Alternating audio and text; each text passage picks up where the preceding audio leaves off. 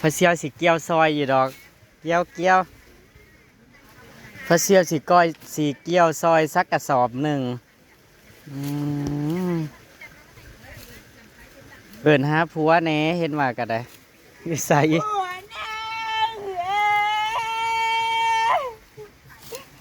ไอ้เจ้าป่าไล่ไว้กลางไห้แก้มมุกกา รุ่นอยู่ว่าสิหมูมาบ่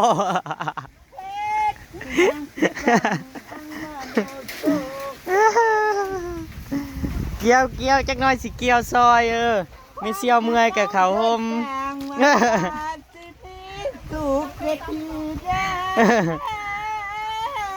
สิทิมยั้งใบมะคุงนะมันก็กิน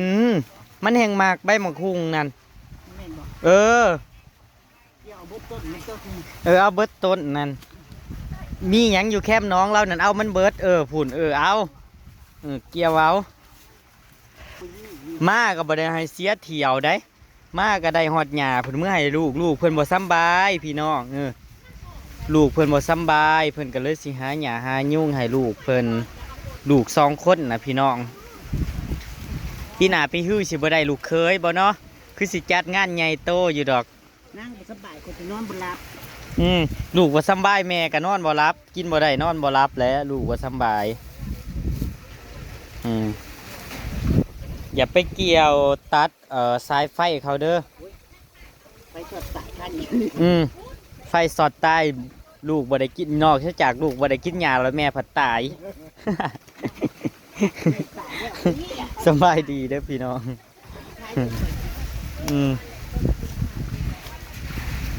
โซลาเซลล์เพิ่นกับลงน้องและโซลาเซลล์เพิ่นน่ะตกลงน้องล่ะนั่นแหละเจ้าสิบูไปเกี่ยวอย่างนี้หันจะไปเกี่ยวมองมันเป็นแปลนเหรอ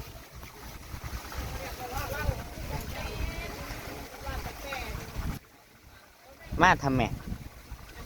ห่วย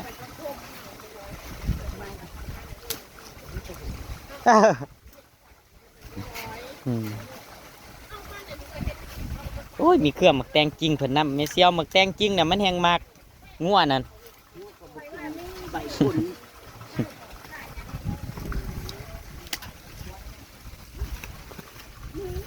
มีเกี่ยวอันเดียวน่ะบอกเกี่ยวเล่าน่ะ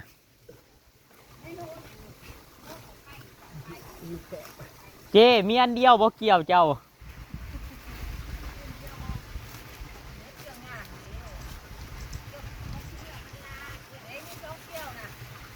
ใส่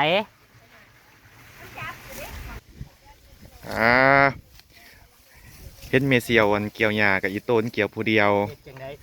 พอเซียวก็เลยมาซอยเมเซียวเมื่อยกะซอยเมเซียวแห้งเฒ่าเนาะแห้งอายุหลายเมเซียวก็เฒ่าและสิปล่อยเมเซียวซอยอันซอยผู้เฒ่าได้บุญหลายเด้ฝุ่นเมียเพิ่นก็ไปเอาม่วงมาแล้วพี่น้องเนี่ยเมเซียวได้ของดีๆเมเซียวก็ยังกินลูกเพิ่นบ่สบายแต่ว่าหญ้าก็งามดิเอาทุกอย่างเปิดหญ้าบ่เห็นงัวบ่เฮ้ยเกี่ยวให้เมเซียวงัวตัวเองก็มีตายเลิศเป็นพูดงัวเมียก็มีเพิ่นเกี่ยวอยู่ว่าหญ้าแม่เสี่ยวอีต้นได้ต้นเมเซียวเกี่ยวผู้เดียวงัวเมียน่ะปล่อยมันตายแม่มันคั่วงัวเมเซียวให้มันอิ่ม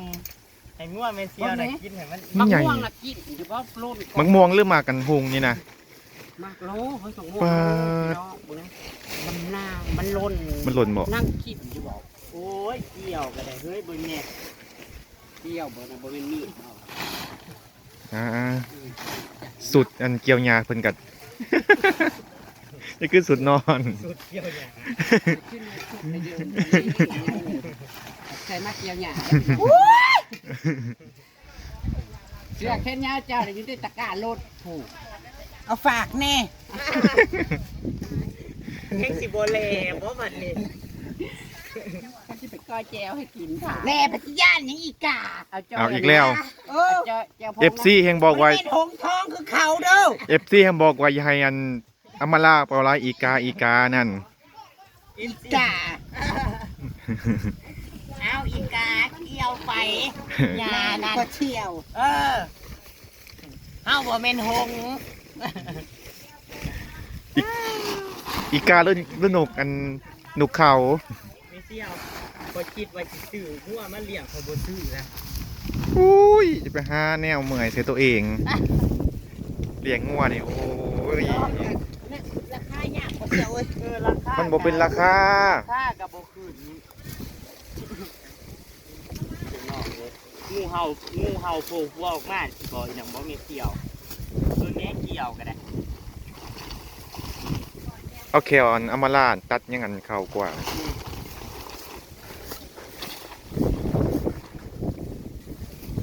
บ่แก่บ่หยานี่ บ่แก่ดอกแก่ก็ให้แม่เกี่ยวให้ก่อนจะ แก้ กิน ไปแก้มาถามข่อยดิข่อยกินมาก่อน อ๋อจะกินหญ้ากินเฟืองกินหญ้า เกี่ยวกับกินบ่หยาไหม ลองมึงดูล่ะ กินมาหลายเทื่อแล้ว ลองมึงดู เกี่ยวไป กินยังได้ก็แสบย่ำนั่นหญ้าน่ะ กินเบิดทุกอย่างเนาะ แมนกินเฟืองแห้ง ย่ามพี่หมอกเบิ่งงูหน่อยเด้อ บ่มีดอกงูนะ โผล่ออกมา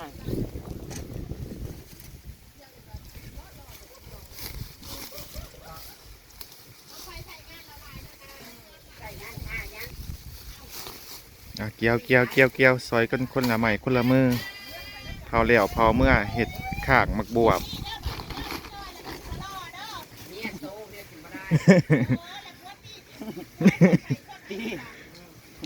ผ้าผัวเฮ็ดเวียกกลางคืน งานดิคนมีผัวดิคนมีผัวมีเมียอ๋อปอนเขาเจ้าห้อยอันเกี่ยวเขาเจ้า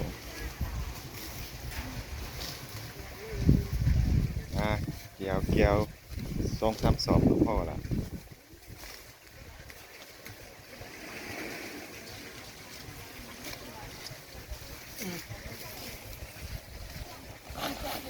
เอาจักสอบพ่ออะไรสอบนึง เพิ่นถือมา3 สอบผู้ใด เพิ่นถือมาอันนั้นใด แม่น คุณนะ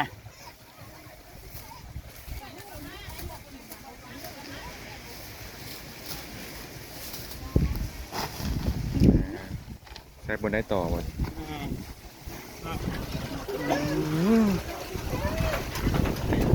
เมสซี่เอาเจ้าสีเขียวได กาบ้านเจ้าปี ฮะ อีกาบ้านเจ้าบ่ปีกขาวนั่นมันบ่ดำ เมสซี่เอาเจ้าก็เป็นหงส์อยู่เจ้าก็นั่นแน่อีดได้ละกระสอบหนึ่งนี่พี่น้อง ได้ละกระสอบหนึ่งจักหน่อยสิเกี่ยวซอยเพิ่นอีกเกี่ยวไม่เสียวเกี่ยวเฮ็ดจังไดเพื่อลูกเพื่อเต้าบัดย่ามเกี่ยวหญ้าผัวจักไปไสเบิดบ่มีจักคนผัวน่ะ ไอ้คือสิพร้อมลูกสาว ไว้ขึ้นเงินใหม่ หาว่าเด้อควรหนีผีพายเบิด ลูกสาวเจ้าน่ะควรหนีเบิดแหละ ป้าผุ่นกับหญ้าได้ไม่เสียวข้างล่างเจ้าน่ะเคี้ยวทุ่มอยู่นะถามรู้เราบ่ตัดบ่ใบเขาแล้วนะ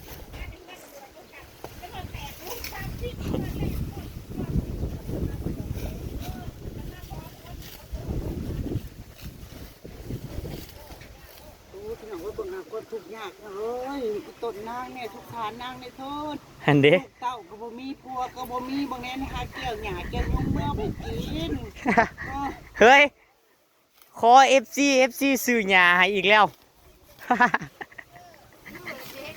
ให้ FC ซื้อหญ้าให้อีกแล้วนี่นั่น เจ้าเกี่ยวขายก็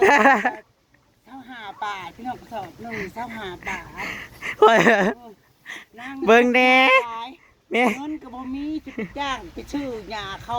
เฮ็ดเทือนเบิดแหละ กิน เฮ็ดเทือนเบิดละเงินน่ะ เงินก็บ่เหลือ ความถูกข์ความยากเบิ่งแน่พี่น้องเอ้ยเบิ่งเอาเด้อพูนความถูกข์ความยากเกี่ยวหญ้า กระสอบเท่าไรนะเข้าขายน่ะ ยามหน้าน่ะต้องหา ยามนี่บ่ฮู้ว่าเท่าไหร่จัก กระสอบละ30ข่อยก็มีงัวคือกันเด้อเมียข่อยก็มีงัว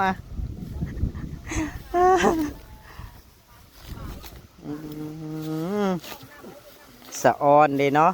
จากที่หกแป้นเบิดบัดนี้แป้นหย่อนมาเสียวมาละเรามาเสียหญ้าให้จังซี่แหละพี่น้อง กินอิ่มแล้วก็เสียหญ้าให้พร้อมจังมื้ออนามัย ผู้นิสัยและสันดานของมันแล้วอีก แม่นบ่ หน้านี่ ย ามข่อยบ่มาล่ะมันโทรหา แม่นบ่ มันคิดว่าอีนี่มาแล้วมันต้องมาหาเกี่ยวหญ้าไอ้แถวหน้ากูแปดแน่นอนมันว่าคอยฮู้ ใบเข่าเด้เจ้าบ่ตัดบ่ใบเข่านั่นบัดตัดเข่าแล้วบัดตัดใบเข่าแล้วโทรหาเราเด้อให้เรามาตัดเอาใบเข่า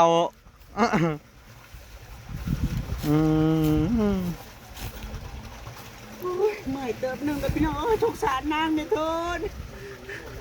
สิได้แต่ละสองเมื่อยย่ามหาเมื่อยอีกบ่แม่นแก่พี่น้องเอ้ย เจ้าไปเกี่ยวในสวนข่อยก็ได้บักลายมันอยู่หยานะมือหนาละไปได้อไปเสี่ยวไปเล่นน้ำแน่ไปเกี่ยวในสวน แบบพันใดแซ่บบ่แซ่บนั่งกินมาก่อนแล้วพันใดแซ่บ พันใดแสบบ่แสบก็ฮู้เบิ่ละได้หยานั่นอันใดที่ลูกมักอันใดที่ลูกบ่มักแม่กินมาก่อนแล้วระวังงานมุดจับเด้อคนนั่น เอาให้เบิดพักบุ้งมันแห้งมากไม่เสียวลูกจะน่ะพักบุ้งมันแห้งมากงัวน่ะตัดเอา บางเที่ยวมันก็ต้องห้องได้ลูกข่อยนะพะเที่ยว แม่นบ่ ผักบุ้งนะบางพันมันก็บ่ได้กิน ขนาดนั่นบ่ เอาบุ้งแก้วมันบ่ได้กิน เลือกกินเลือกยาคือแม่เนาะแม่กับปลาดุกกับบ่กิน บัดผู้ชายบัดแม่เพิ่นบ่ค่อยเลือกได้พะเที่ยว บัดผู้ชายแม่ผัดบ่เลือกได้ว่าบ่เลือกได้ก็จะมีค่อยจะกินเบิด กินเบิดสุอย่าง จะมีค่อยแม่เพิ่นบ่เลือก สิมิ้นสำได้ก็กินแล้วเนาะมิ้นสำได้ก็กินเลยเนาะ แม่เคยผ่านสอนมาแล้วเด้แม่ก็ได้ นรกกับผ่านมาสวรรค์กับผ่านมาคนยัดแม่เชียวยัดเอาให้มันหลายๆมือเอาไปหลายๆสอบผุนทางผุนแหงลายหลังห้องน้ำผุนแหงงาม สอบให้แน่วงจะมายืนเบิ่งช่องน้องอยู่ไดจะมายืนเบิ่งส้มน้ำหนาหลาย นั่นดิ บ่เกี่ยวกับเฮ็ดซอยแน่ตายสิ นั่นดิทั้งเกี่ยวทั้งหาไออยากใส่เขาก็ว่ามันม่วนที่แหละเฮ้ยเกี่ยวซอยแนวมันสิเกี่ยวซอยข่อยแนวเฮ้ยลูกข่อยบ่สำบายเจ้าก็ว่าที่แหละเฮ้ย ให้เว้า ดูดันกา ต้องเว้ากระแทกแดกดันขนาดนั้นบ่ คนที่มาหา ท่านว่ามันบ่ดีบัดมี FC มาหาอยู่ไหนและต่างประเทศก็ยังมาหาอยู่เนาะมันก็งงๆอยู่ไหน เอา ถ้าว่ามันปากดีก็ได้ถ้าว่ามันบ่ดีก็ได้ จมอีกแล้วเห็ดไปจมไปหายไปอันเดจงไว้ยังนั่นจุนั่นอันเดสีกระเดอยู่นะบางงามๆมันเอาพูน อันเดพูน ใส่กางเกงในมัด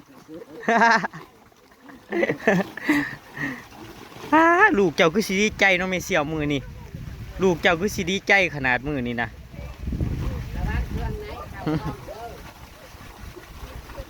กระสร้าง ลูกน่าจะหักแพงแม่นี่นะเลี้ยงไว้บัดนางเข่าไปหากินบ่ได้ก็ลูกสิหาให้หาอยู่หากินให้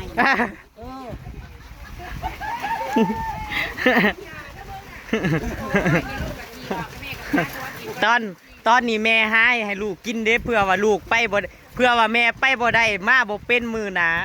มือให้ลูกก็จะได้เลี้ยงไงหาหยาให้แม่กินต่อ ตอนนี้ลูกหาหญ้าตอนนี้แม่หาหญ้าให้ลูกกินเด้มื้อหน้าก็ลูกหาหญ้าให้แม่กิน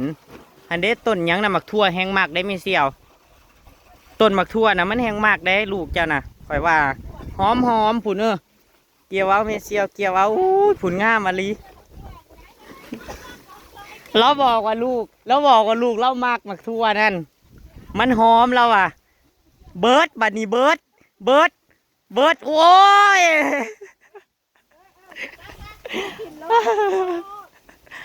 ฟ้างามแห้งไงดิหญ้างามแห้งอะลิขั้นตัวนี้พี่น้องล่มวอยพี่น้อง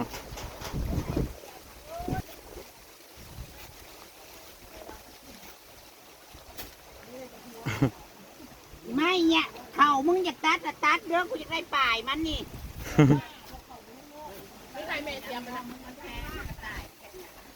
ร้อยเสียมึงใช่ไหม ไปตัดเข่าเราเด้อเอาแต่หญ้าอย่าเอาเข่าเรา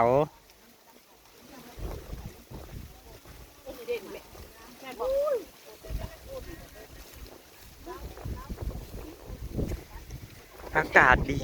อากาศดีค่ะอากาศดีตกแรงมากแห่งพี่น้อง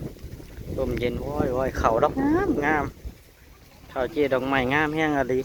ปลาเฮ็ดที่เฮาหานะพี่น้องรอบก่อนนะไฟใหม่ตายไปละไฟใหม่ป่าเขาจูดป่าพี่น้องเฮ็ดงูมาอยู่ได้ฝนสิตกกับบตกล่มมาอยู่พี่น้องเอามีเสียวเอาให้มันได้หลายสอบเอาเบิร์ดเนี่ยขั้นตัวนี้โลดนี่ให้มันได้สัก10 สอบนี่หญ้ามันอ่อนโอ้ยเข่าเราเบิร์ดแล้วแจ้หนึ่ง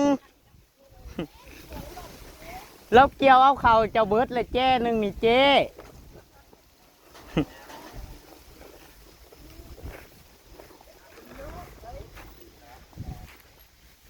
ช่วงนี้มักฮ้อยยังบ่มีพี่น้องช่วงนี้ยังมีมักฮ้อยเพราะว่าเราประทันเราน้ำลงได้พี่น้องเราประทันเราเปลียงน้ำลงมักฮ้อยมันก็เลยบ่มีก็ถือว่างามได้พี่น้องเขาเรามันบ่ค่อยมีหญ้าลายเขาว่าปีนี้เขาสิงามพี่น้องเขาว่าเพราะว่ามันแดดเด้หญ้ามันสิบ่ขึ้นพี่น้องฝนมันถิ่มสวงความทุกข์ความลำบากเนาะย่านลูกบ่ได้กินได้อยาก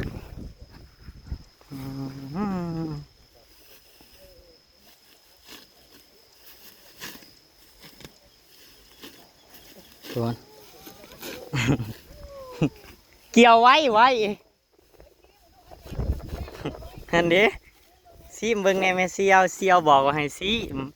มันแสบ กูสิมาเกี่ยวเอาบอกกูก็หูอยู่มาแต่เทือกกูก็บริฆ่า ซีมให้เบิ่งแน่แล้วว่ามันแสบเยอะแล้วหูเบิดแล้วยานะต้นใดมันแสบต้นใดมันบ่แสบนั่นแล้วหูรสชาติเบิดแล้วถ้าเรายังบอกพ่อจากสิมาเกี่ยวซอยแล้วอีกพี่น้องไปพี่น้องลาพระจากพี่น้องตามคลิปหลานพี่น้องไปแล้วพี่น้องสวัสดีครับผมแดดแห้งเขียวเบิดละพุ่นเขียวเบิดละคนนี่แหละเขียวเขียวเบิดละคนนะ